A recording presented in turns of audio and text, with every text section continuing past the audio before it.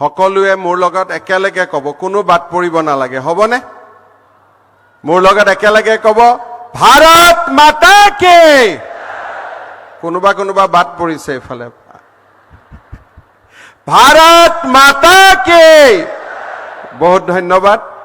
আজিৰ সভাত আমাৰ মাজত উপস্থিত কেন্দ্ৰীয় গৃহ আৰু সমবায় বিভাগৰ সন্মানীয় মন্ত্ৰী অমিত শ্বাহ ডাঙৰীয়া, কেন্দ্ৰীয় মন্ত্ৰী সৰ্বানন্দ সোণোৱাল ডাঙৰীয়া, কেন্দ্ৰীয় ৰাজ্যিক মন্ত্ৰী পবিত্ৰ মাৰ্ঘেৰিটা ডাঙৰীয়া, ভাৰতীয় জনতা পাৰ্টিৰ অসম প্ৰদেশৰ প্ৰভাৰী হৰীশ দ্বিবেদী ডাঙৰীয়া, সাংসদ কামাখ্যা তাছা ডাঙৰীয়া, মন্ত্ৰী কেশৱ মহন্ত, অতুল বৰা, অজন্তা নেওগ, পীযুষ হাজৰিকা, ৰূপেশ গোৱালা ডাঙৰীয়া, সন্মানীয় বিধায়ক ভৱেন্দ্ৰনাথ ভৰালী, মৃণাল শইকীয়া, বিশ্বজিৎ ফুকন ডাঙৰীয়া, অসম আৰক্ষীৰ সঞ্চালক প্ৰধান হৰমিত সিং ডাঙৰীয়া, ভাৰত চৰকাৰৰ গৃহ সচিব গোবিন্দ মোহন ডাঙৰীয়া, ইণ্টেলিজেন্স ব্যুৰোৰ ডাইৰেক্টৰ অসমৰ সুসন্তান তপন কুমাৰ ডেকা ডাঙৰীয়া, অতিৰিক্ত মুখ্য সচিব অজয় তিৱাৰী ডাঙৰীয়া, সন্মানীয় ৰাইজ, আই মাতৃ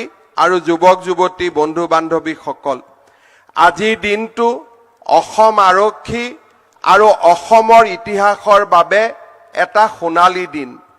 ইয়াৰ আগলৈকে লাচিত বৰফুকনৰ নামত অসমত কোনো ডাঙৰ অনুষ্ঠান কেতিয়াও গঢ় লৈ উঠা নাছিল। আজি 400 বছৰৰ পিছত প্ৰথমবাৰৰ বাবে অসমত আমি লাচিত বৰফুকনৰ নামত এটা সুন্দৰ অনুষ্ঠান নিৰ্মাণ কৰিবলৈ সক্ষম হৈছো।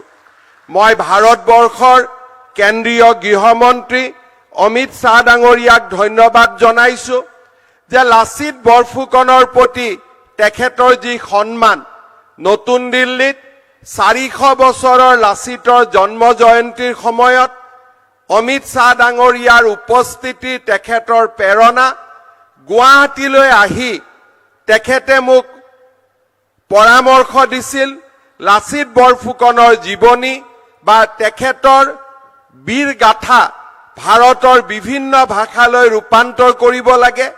সেই পুস্তিকা বা সেই পুথিখিনিও উদ্বোধন কৰিবৰ বাবে অমিত শ্বাহ ডাঙৰীয়া নিজে গুৱাহাটীলৈ আহিছিল। আজি পুনৰবাৰ লাচিত বৰফুকনৰ প্ৰতি সন্মান প্ৰদৰ্শন কৰিবলৈ কেন্দ্ৰীয় গৃহমন্ত্ৰী ডাঙৰীয়া দেৰগাঁৱত আহি উপস্থিত হৈছে। মই সমগ্ৰ গোলাঘাট আৰু অসমবাসী ৰাইজৰ হৈ সকলোকে অনুৰোধ কৰিম, অমিত শ্বাহ ডাঙৰীয়াক দীঘলীয়া হাত চাপৰিৰে আমি এই পবিত্ৰ স্থানলৈ আদৰণি জনাম। শ্ৰদ্ধা ৰাইজ, অসম পুলিচ আমাৰ এক ঐতিহ্যমণ্ডিত অনুষ্ঠান। দেৰগাঁৱৰ অসম পুলিচ একাডেমীয়ে 21,000 অসম পুলিচৰ জোৱানক এটা প্ৰকৃত শক্তিশালী আৰক্ষী দললৈ ৰূপান্তৰ কৰাত সহায় কৰিছিল।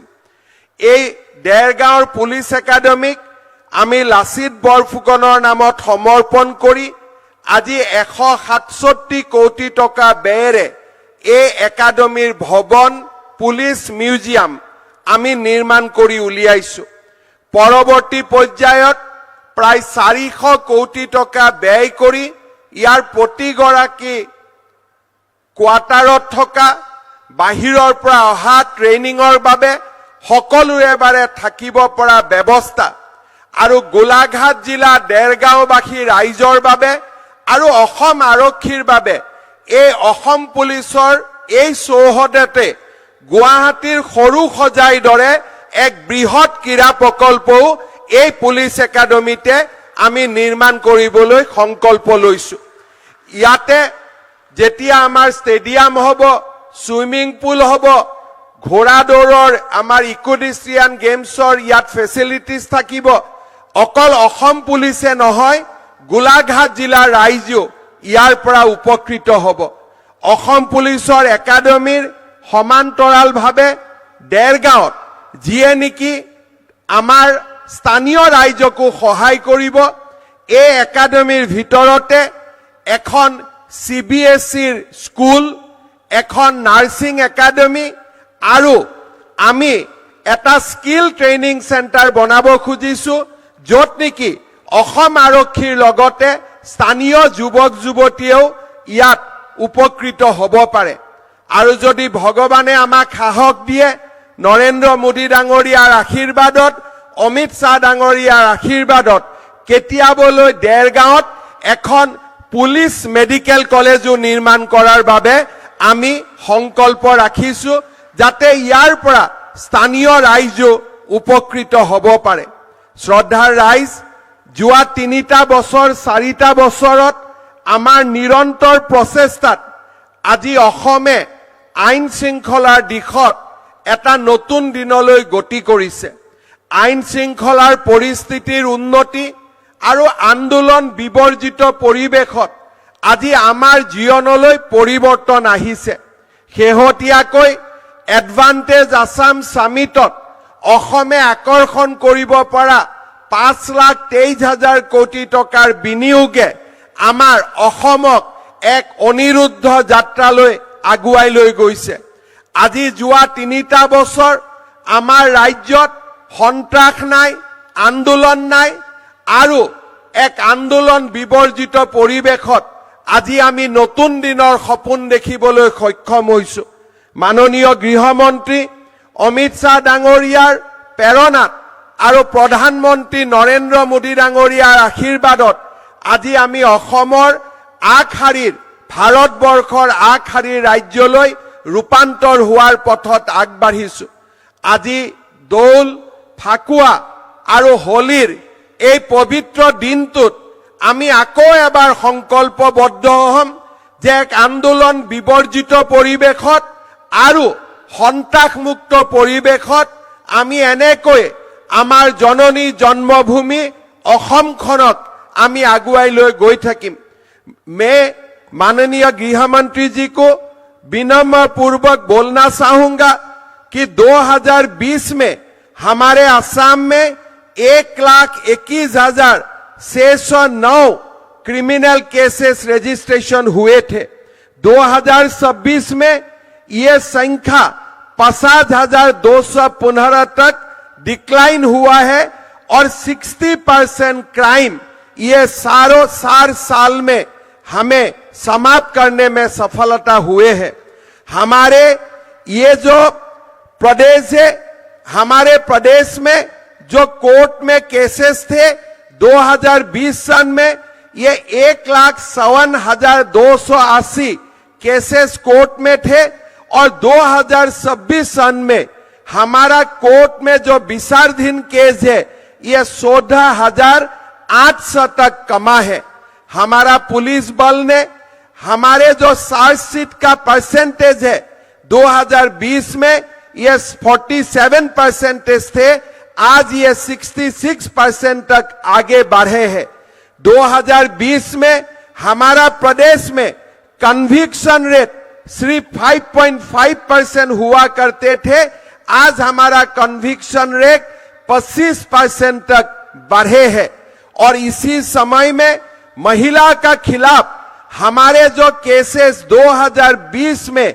26,352 हमारे रजिस्ट्रेशन हुए थे 2026 सन में ये केसेस कम होके 5,000 तक आज नीचे आने में सक्षम भी हुए हैं माननीय गृह मंत्री जी आपने जो हमें मार्गदर्शन किए थे असम को एक शांति का प्रदेश बनाने के लिए असम को एक डेवलपमेंट का मॉडल बनाने के लिए यही रास्ता से आज हम आगे बढ़ के यहां तक पहुंचा हूं और मेरा विश्वास है प्रधानमंत्री मोदी जी का आशीर्वाद और आपका निरंतर मार्गदर्शन से हम असम को एक भारत का अंदर शक्तिशाली प्रदेश तक रूपांतर करने में हम कामयाब बन जाएगा यही हमारा विश्वास है और यही विश्वास का साथ पुनः एक बार आपको असम में स्वागत करते हुए मैं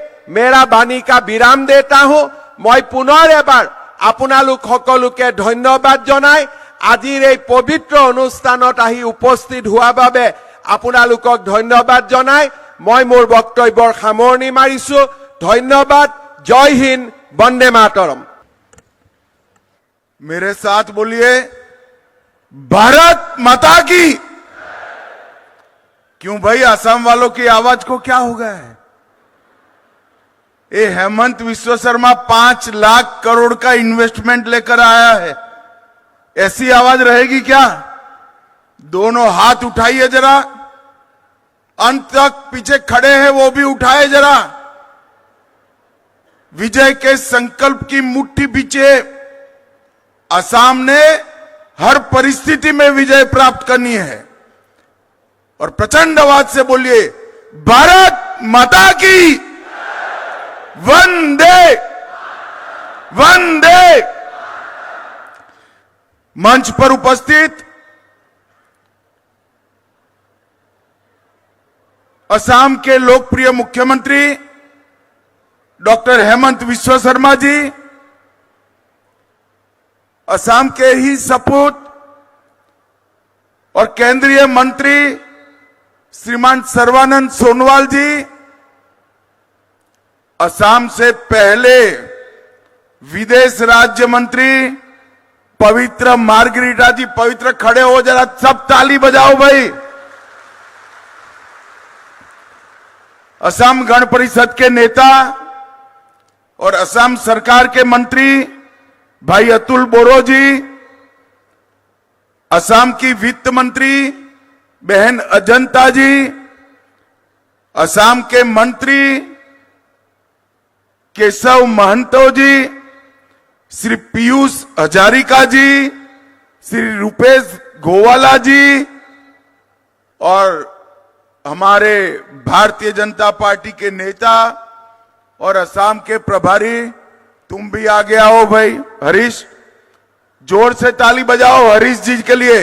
हरीश द्विवेदी जी, केंद्रीय गृह सचिव श्रीमान गोविंद मोहन जी, असम के ही सपूत और डीआईबी श्री तपन कुमार डेका जी, हमारे सांसद कामाख्या प्रसाद तासा जी, भवेंद्रनाथ भराली जी, मृणाल सैकिया जी, विश्वजीत फुकन जी, हरमीत सिंह जी, डीजीपी असम श्री अजय तिवारी जी, और आज लसित बरफुकन पुलिस एकेडमी के लोकार्पण पर आए हुए, इतनी विशाल संख्या में आए हुए असम के प्यारे भाइयों बहनों को मेरा प्यार भरा नमस्कार।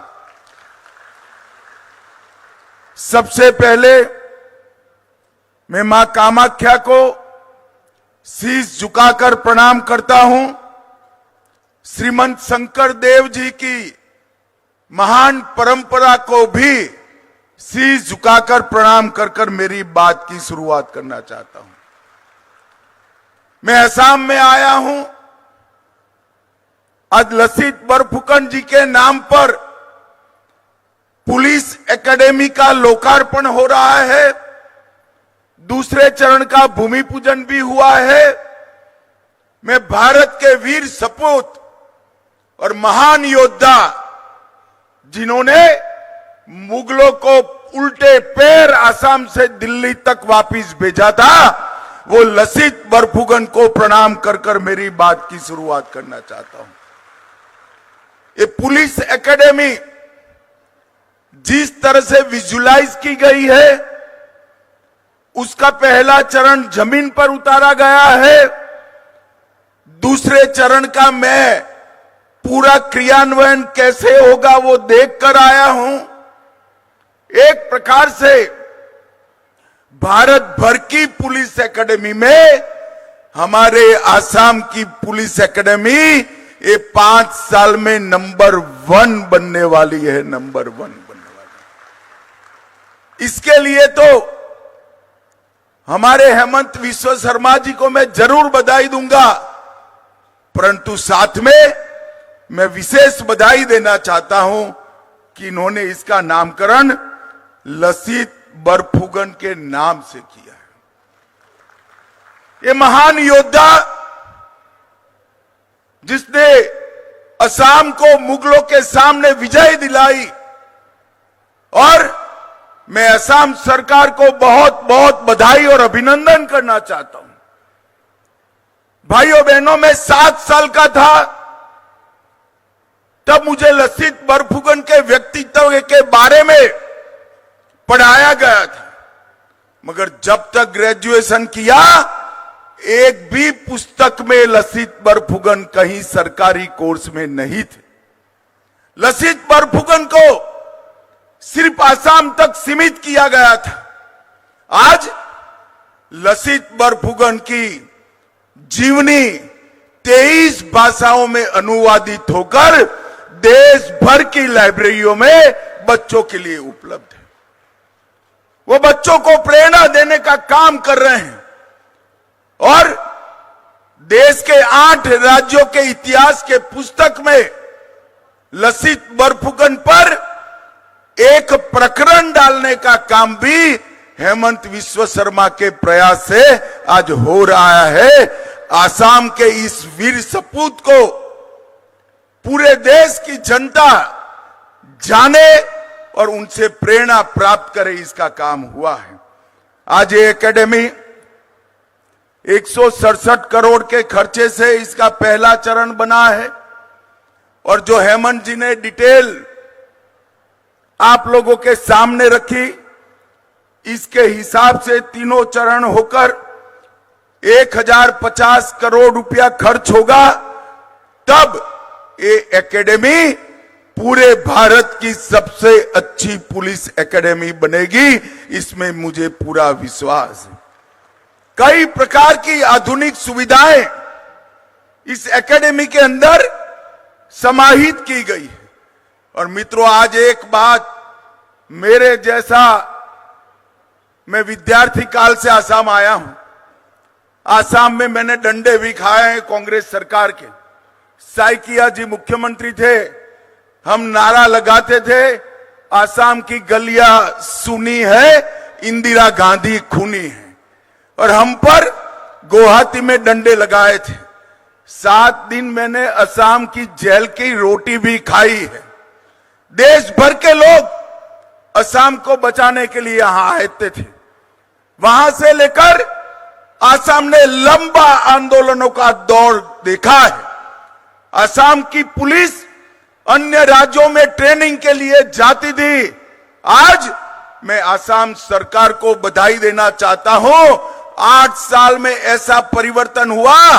ये लसित बरफुकन एकेडमी में 2000 पुलिस कर्मी गोवा और मणिपुर के ट्रेनिंग लिए हैं। हमारा असम शांत हो गया है, असम आगे बढ़ने के लिए तैयार हो गया है, असम विकास के रास्ते पर आगे बढ़ा है। ये 10 साल में देश के नेता और प्रधानमंत्री नरेंद्र मोदी जी के नेतृत्व में असम के लिए बोडो समझौता हुआ, 2020 में कार्बी समझौता हुआ, 21 में आदिवासी शांति समझौता, 22 में उल्फा समझौता, 23 में असम मेघालय बॉर्डर समझौता, 23 में और असम अरुणाचल बॉर्डर समझौता भी हुआ। 10,000 से ज्यादा युवाओं हथियार डालकर मेन स्ट्रीम में आए हैं। जिस असम में एक जमाने में आंदोलन, गोलीबारी, आतंकवाद की चर्चा थी, वहां आज सबसे आधुनिक इंडस्ट्री सेमीकंडक्टर की लगने का काम भी हो चुका है। 27,000 करोड़ की सेमीकंडक्टर के क्षेत्र में इन्वेस्टमेंट, वो आसाम का भविष्य बदलने वाला है।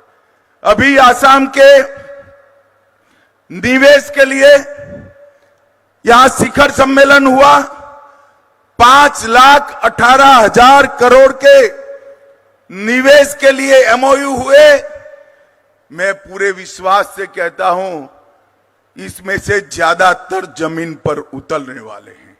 और भाइयों बहनों, मोदी सरकार असम के विकास के लिए और 3 लाख करोड़ के प्रोजेक्ट इंफ्रास्ट्रक्चर के लेकर आ रही है। ये 8 लाख करोड़ के प्रोजेक्ट इतने सारे रोजगारी पैदा करेंगे कि एक जमाने में कहा जाता था, आसाम का बच्चा पढ़ लिख लेगा तो देश में कहीं नौकरी करने जाएगा। आज मेरे आसाम में देश भर के लड़के नौकरी करने आए, इस प्रकार का स्थिति का निर्माण हो रहा है। कांग्रेस के शासन में 10 साल में आसाम को 1,27,000 करोड़ का डिवोल्यूशन ग्रांट और ग्रांट इन एड मिला, और मोदी जी के 10 साल में 1,27,000 करोड़ से बढ़कर 4,95,000 करोड़ रुपया हम दे चुके हैं। 4 गुना अधिक पैसा हमने कांग्रेस पार्टी के शासन से एनडीए के शासन में, बीजेपी के शासन में दिया। मैं पूछना चाहता हूं कांग्रेस पार्टी को, आसाम को इतने साल तक आपने दंगों की आग में झोंका, ग्रांट नहीं दी, शिक्षा की व्यवस्था नहीं की, इंफ्रास्ट्रक्चर नहीं बनाया और शांति भी नहीं आने दी। मोदी जी के 10 साल में इंफ्रास्ट्रक्चर भी बन रहा है, शांति भी आई है और कई प्रकार के उद्योग भी लगे। 10,000 करोड़ की लागत से 200 किलोमीटर से अधिक लंबी भारतमाला परियोजना, धुबरी फुलवाड़ी पुल 3,000 करोड़ की लागत से 3700 किलोमीटर ग्रामीण सड़कें, 3400 करोड़ से सिलचर चुराईबारी कॉरिडोर 4 लेन करना, मजूली द्वीप, यहां पर सर्वानंद जी बैठे हैं, 1,000 करोड़ से अकेले मजूली के लिए नया तटबंध और सड़क बनाने का काम किया है। ब्रह्मपुत्र के पुल पर 6 लेन पुल बनाने का काम निर्माणाधीन है। 382 करोड़ से नेशनल हाईवे 715 के पर माजुली और जोरहाट को जोड़ा जा रहा है। 1100 करोड़ रुपया गोपीनाथ जी के नाम से एयरपोर्ट का एक्सपेंशन, रेलवे में 9,000 करोड़ का लोकार्पण, 1,000 करोड़ के मूल्य से एम्स, तुमुलपुर में मेडिकल कॉलेज, नलबाड़ी में मेडिकल कॉलेज, कोकराझार में मेडिकल कॉलेज, धुबरी में मेडिकल कॉलेज और कई सारे इंफ्रास्ट्रक्चर के काम नरेंद्र मोदी जी के नेतृत्व में हुए हैं। और गरीब कल्याण के लिए 58 लाख घरों में पहली बार नल से जल पहुंचा।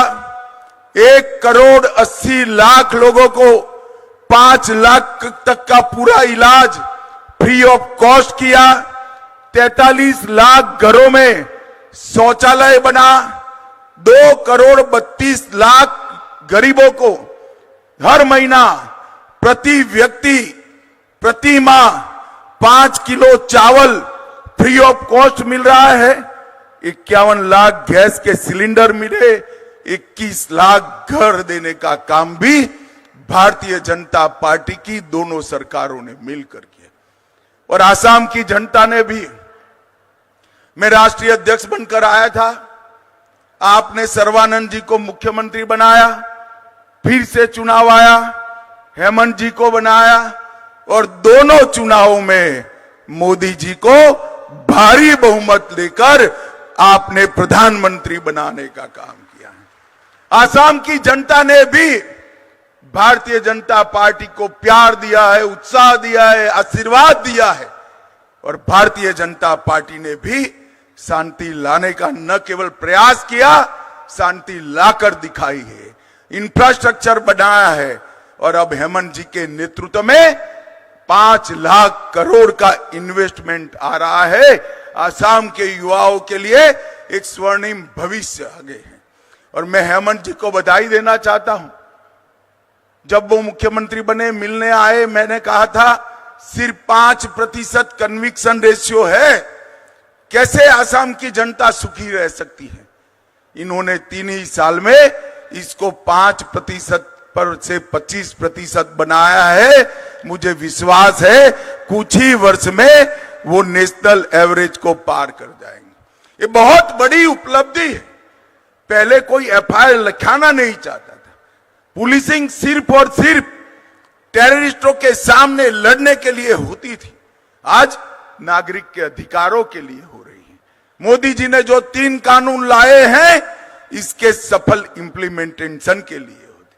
आज मैं यहां देरगांव में आप सभी को हृदय पूर्वक की बधाई देना चाहता हूं कि आज जो एक बीज बोया है, ये बहुत बड़ा वटवृक्ष बनेगा और न केवल आसाम, पूरे नॉर्थ ईस्ट के पुलिसिंग के लिए एक काशी बनेगा।